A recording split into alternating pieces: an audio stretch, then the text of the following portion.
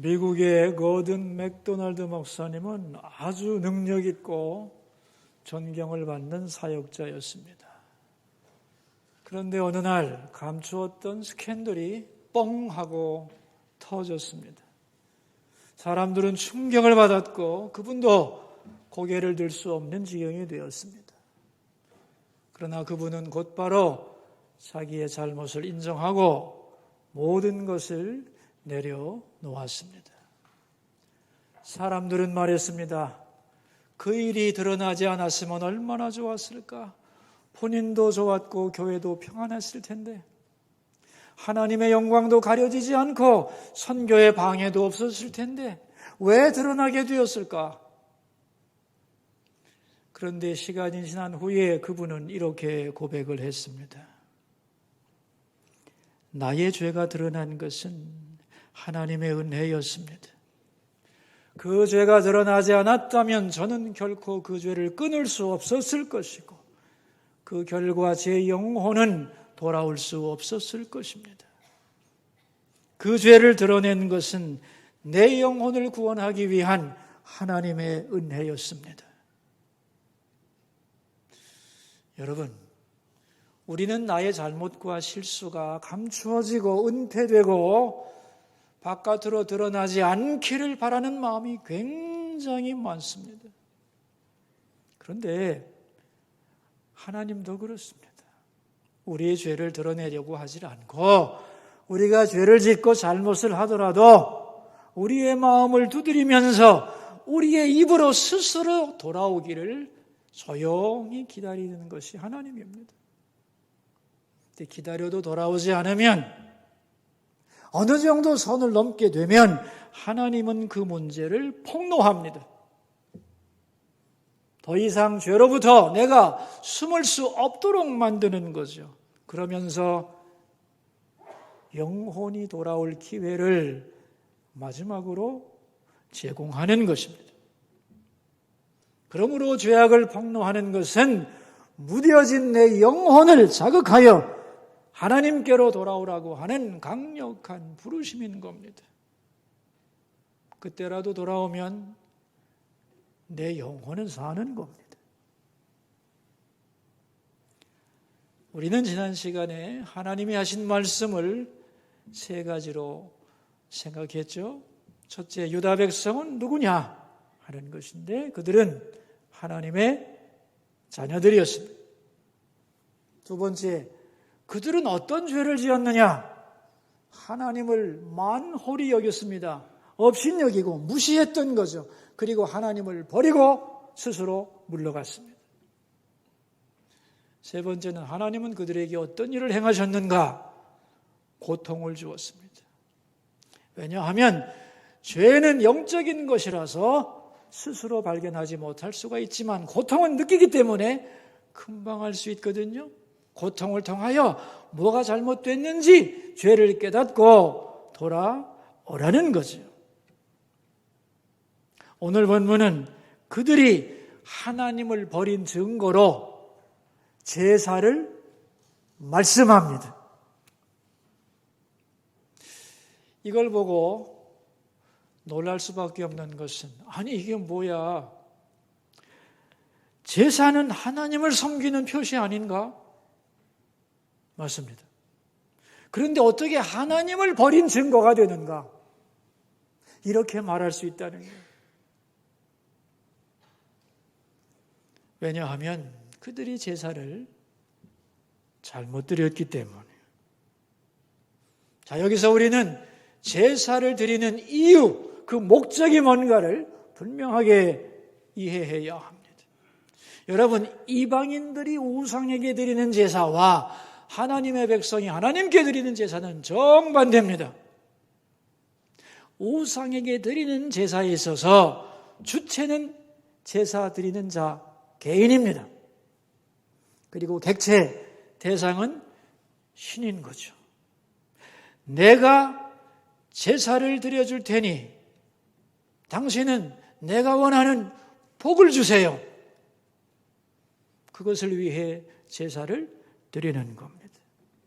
그런데 하나님께 드리는 제사는 정반대입니다. 제사를 드리는 자가 객체이고 대상이고 하나님이 주체입니다. 왜냐하면 하나님은 나의 조종을 받는 분이 아니고 내가 하나님의 법을 어겼기 때문에 하나님은 용서하시는 분이고 나는 은총, 용서를 받아야 하는 객체가 되기 때문이죠. 그런데 유다 백성들은 어떻게 제사를 드렸느냐 하면은 11절에 나옵니다. 우리 11절을 읽어보겠습니다. 여호와께서 말씀하시되 너희의 무수한 제물이 내게 무엇이 유익하뇨? 나는 순양의 번제와 살찐 짐승의 기름에 배불렀고 나는 수 송아지나 어린 양이나 순염소의 피를 기뻐하지 아니하노라 그랬어요. 나는 짐승의 기름에 배불렀다고 말씀하시죠. 이 말은 무슨 소리인가 하면 제사 드리는 사람들이 하나님 이 짐승을 제물로 드리오니 많이 드시고 배부르시고 나에게 원하는 복을 주세요. 이러한 제사를 드렸다는 거예요. 이 제사는 이방의 우상에게 드리는 제사죠. 그런데 하나님이 보실 때에 유다 백성들은 제사를 열심히도 드리고 많이도 드리고 자주도 드리지만은 그 제사는 하나님께 뇌물을 드리는 성격의 이방적 제사였다는 거예요. 12절을 같이 한번 또 읽어봅시다. 너희가 내 앞에 보이러 오니 이것을 누가 너희에게 요구하였느냐? 내 마당만 밟을 뿐이니라. 나는 이런 제사 요구한 적 없다는 거예요. 13절입니다. 헛된 제물을 다시 가져오지 말라.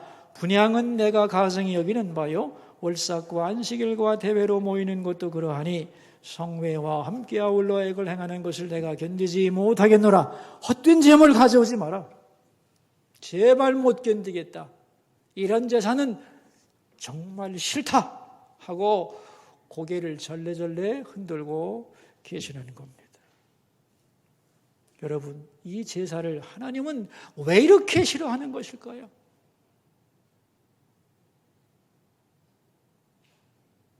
그 이유가 뭘까요, 여러분? 그들의 마음을 하나님이 아닌 다른 것으로 채워놓고 그것을 더 달라고 하나님께 요구하는 것이기 때문이죠. 그 말은 뒤집으면 무슨 뜻이냐 하면 나는 하나님이 필요한 게 아니라 내가 원하는 그것이 필요합니다. 이것을 더 채워주세요라는 고백이고 그것은 하나님을 업신여기는 것이고 하나님을 최고의 가치, 제1의 가치로 인정하지 않는다는 뜻이고 그러므로 제사의 목적이 잘못되었기 때문에 나는 그런 제사가 역겹다고 말씀하는 것입니다. 이런 제사를 드리려면 성전마당 밟지 마라.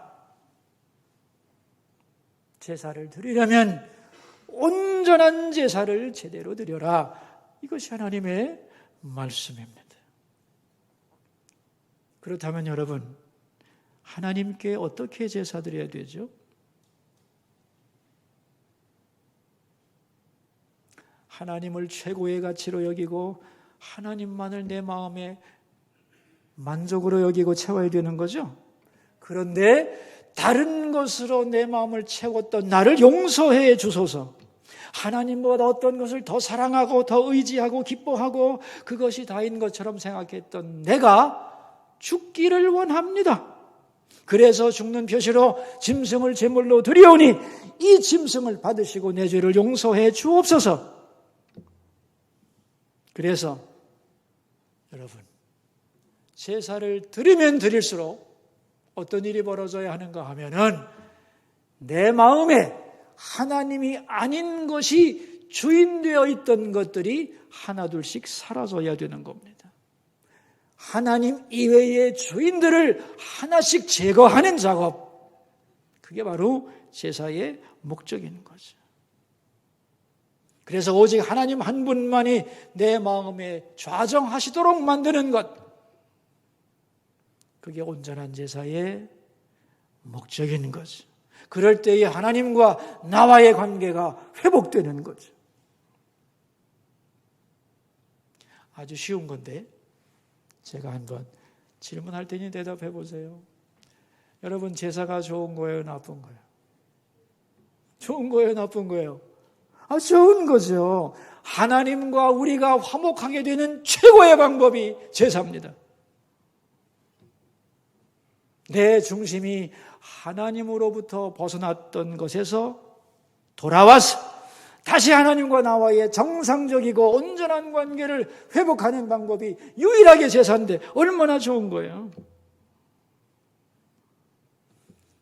그래서 하나님은 이 제사를 기뻐하셨고, 제사를 기뻐하신 이유가 뭐냐 하면은 짐승을 받아먹고 배불러서가 아니고 하나님을 업신여겼던 사람이 돌아와서 하나님을 최고의 가치로 인정하고 하나님으로만 마음을 채우겠다고 결심하는 것이 제사이기 때문에 하나님은 그 제사를 그렇게 기뻐하셨던 거예요. 자, 여러분, 오늘도 우리는 여기서 예배를 드리는데요. 이 예배의 목적이 뭔지를 확실히 알아야 돼요. 그래야 예배가 빗나가지 않을 수 있고 우리의 예배가 허무하지 않을 수 있는 거죠. 예배의 목적이 뭐죠, 여러분? 제사의 목적하고 똑같죠. 나의 필요한 어떤 것을 더 공급해달라고 조르는 게 아닙니다. 하나님 이외의 다른 것을 신뢰하고 기뻐하고 사랑하고 갈망했던, 그리고 그것으로 내 마음을 채우려고 했던 마음을 버리겠습니다. 하나님 아닌 것들을 내 마음에서 제거하겠습니다. 그게 제사의 목적, 예배의 목적이듯이 똑같습니다. 우리는 오랫동안 예수를 믿어오고 하나님을 사랑한다고 하지만 우리 마음속에는 하나님 아닌 많은 것들이 중요한 가치를 가지고 하나님을 대적하기도 하고, 때로는 하나님보다 더 사랑하는 것이 내 속에 들어있을 수 있는 거죠. 그게 사업이든 그게 자식이든 그게 돈이든 명예든 어느 것이든지 우리도 모르게 하나님보다 더 귀하게 우리의 마음을 사로잡고 있는 것들, 그게 무엇인지를 깨닫게 되고 하나님보다 더 귀하게 여겼던 것을 제거함으로써 하나님만 남게 하는 작업. 아멘.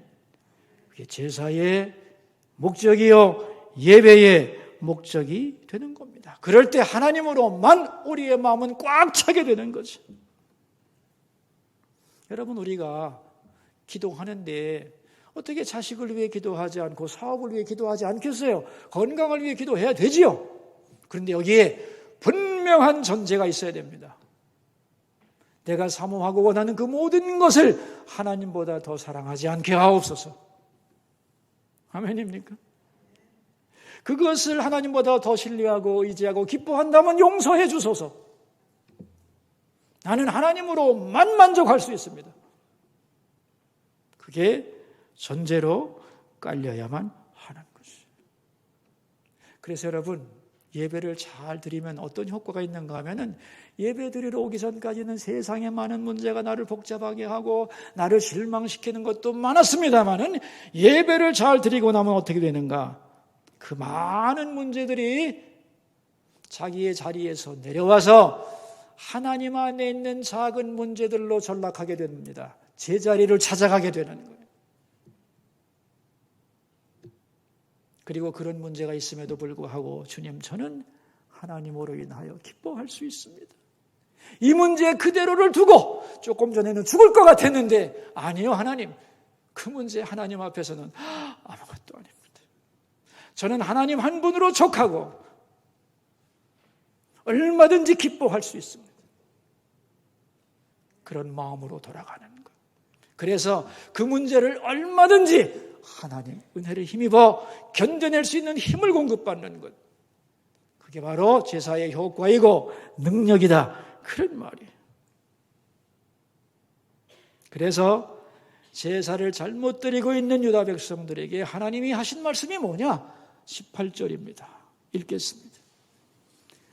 여호와께서 말씀하시되, 오라 우리가 서로 변론하자. 너희의 죄가 추홍 같을지라도 눈과 같이 희어질 것이요 진홍같이 붉을지라도 양털같이 희게 되리라.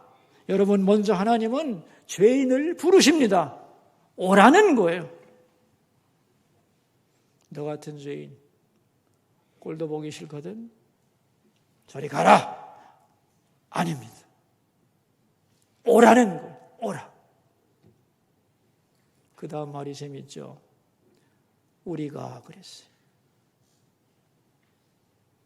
우리라는 말을 들으면서 여러분 행복하지 않아요? 하나님이 내 편이라는 거 아니야? 남이 아니라는 거잖아요. 우리라는 거 아니에요. 죄인을 보고 오라고 하시면서 우리라고 하시고 그 다음에 뭐라고 그러셨어요? 변론하자 그랬어요. 여러분 이 변론이란 단어가 오해를 많이 받는 단어입니다.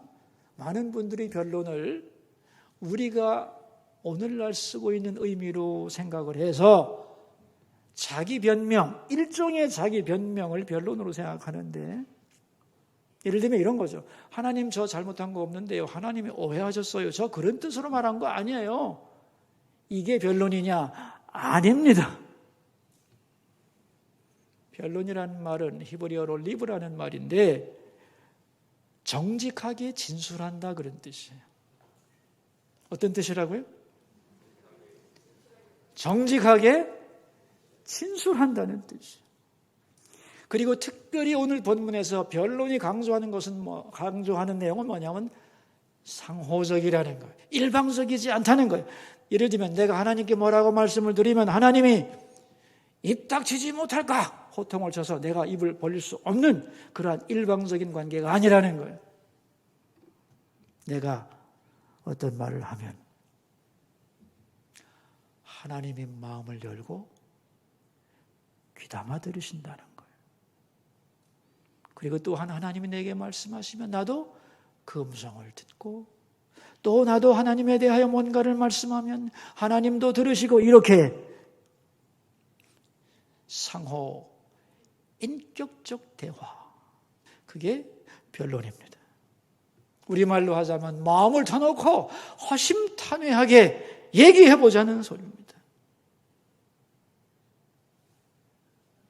자, 그럼 여러분 하나님과 변론하면 즉 하나님께 나가서 내 마음을 쏟아놓고 그렇게 되면 어떤 결과가 오나요? 오늘 본문에 나오죠? 너희의 죄가 추홍 같을지라도 죄가 용서된다는 거예요. 어떻게? 아주 하얗게, 눈보다 희게, 양털보다 깨끗하게. 여러분, 하얀 옷감에다가 아주 빨간 물을 염색한 후에 빨아보세요. 지나. 안 집니다. 이 붉은색은 끝까지 남아요. 그런데 하나님께 우리의 죄를 고백하면 깨끗하게 씻겨진다는 겁니다. 아니 그게 어떻게 가능하지? 여기서 우리가 꼭 알아야 될 게 있습니다, 여러분. 인간은 죄를 짓습니다. 그렇죠? 그런데 이 죄의 결과를 없앨 수는 없어요. 다시 말하면 그 문제의 해결책은 인간에게 없다는 거예요. 쉽게 말하면 문제는 만들지만 해결할 능력이 없다는 거예요.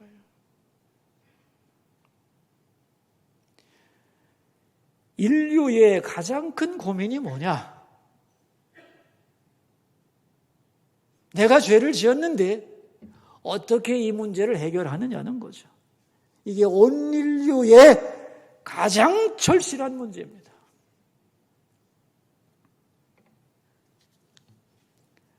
셰익스피어의 4대 비극 중에 하나인 맥베드라고 하는 얘기에 이런 말이 나옵니다.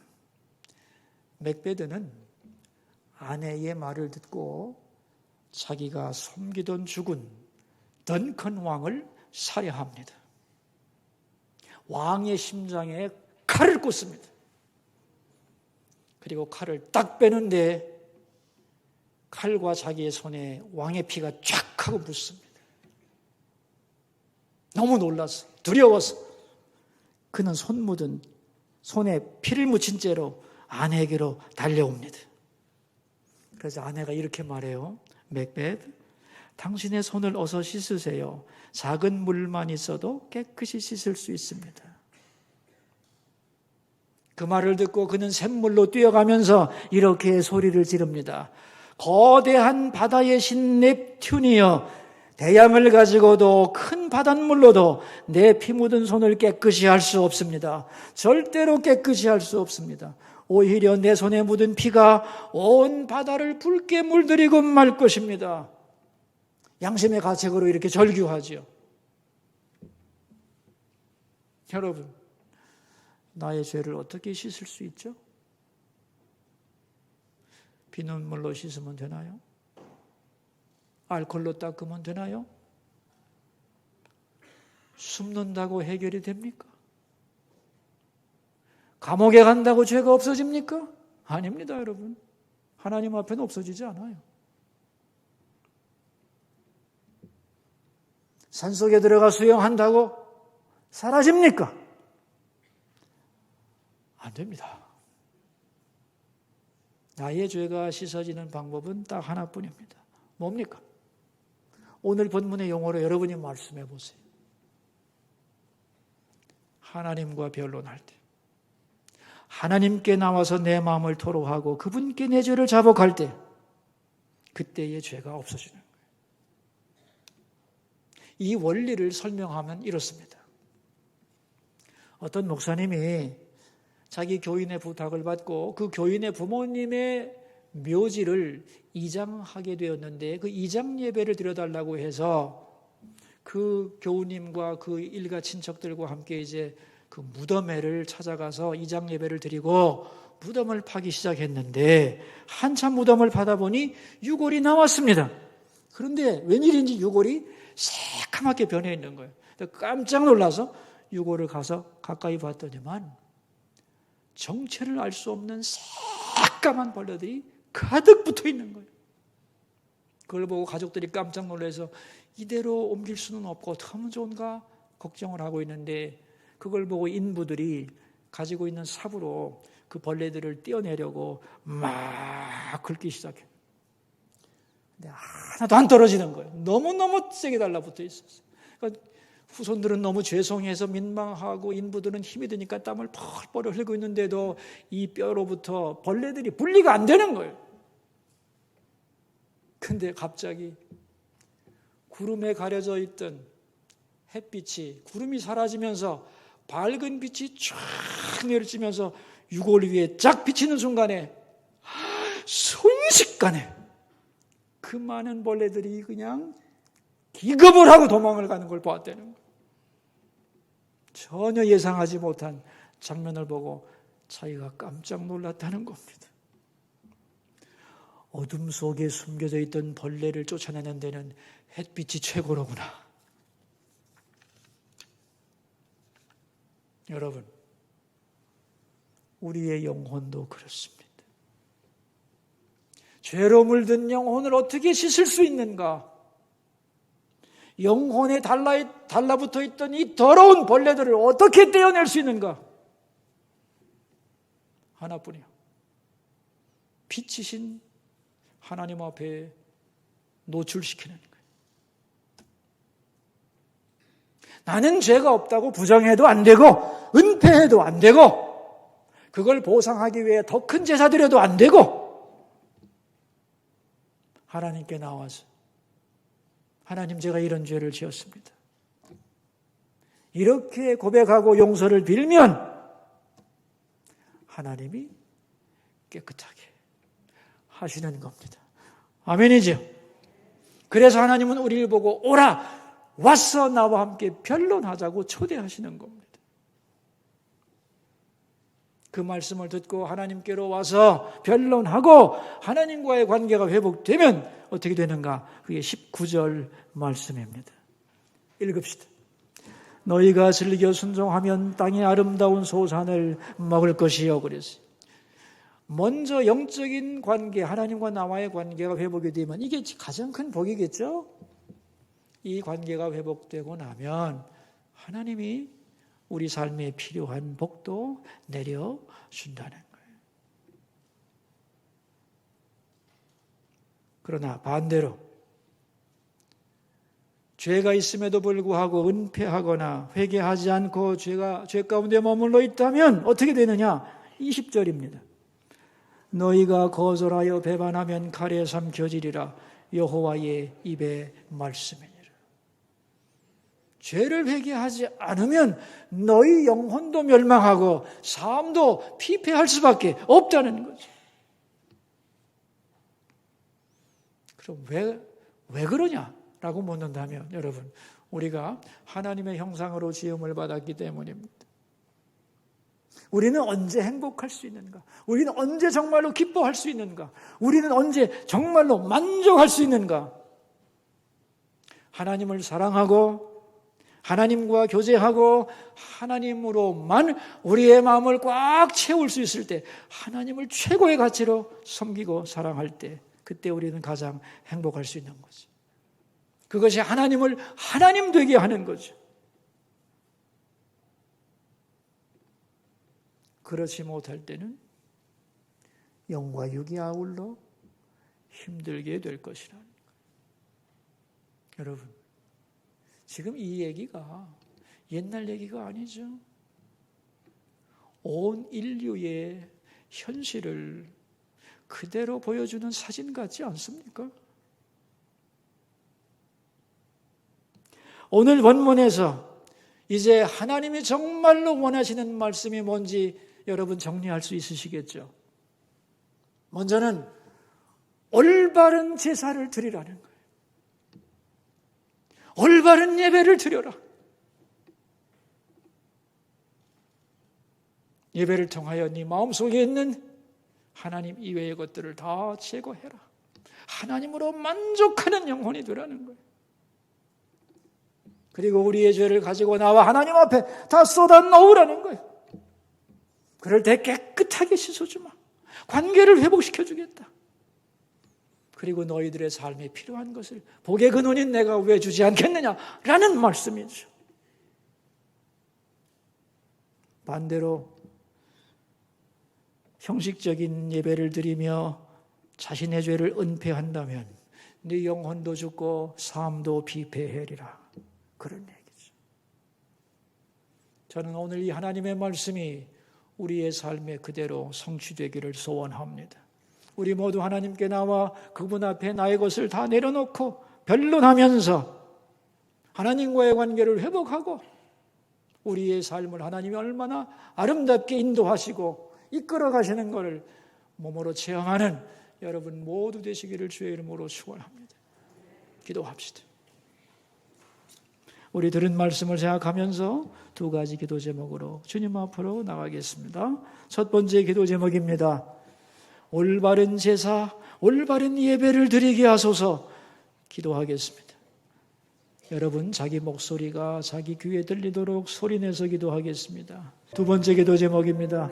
오늘 저녁에는 대그룹 주간 예배가 있습니다.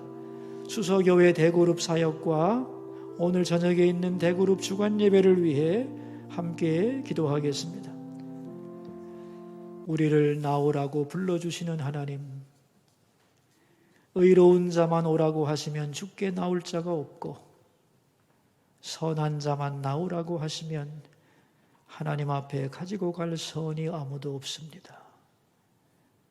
내 모습 이대로 주홍빛 같은 죄와 문제 투성이의 모습 그대로 오라고 불러주시고 변론하자고 말씀하시니 그 은혜를 믿고 나오게 하옵소서. 그래서 내 죄를 고백할 때 예수님의 보혈로 씻어주시고 하나님과의 관계를 회복시켜 주시고 그래서 약속된 은혜 가운데 거하는 자녀들이 되게 하옵소서. 존귀하신 예수님의 이름으로 기도하옵나이다. 아멘.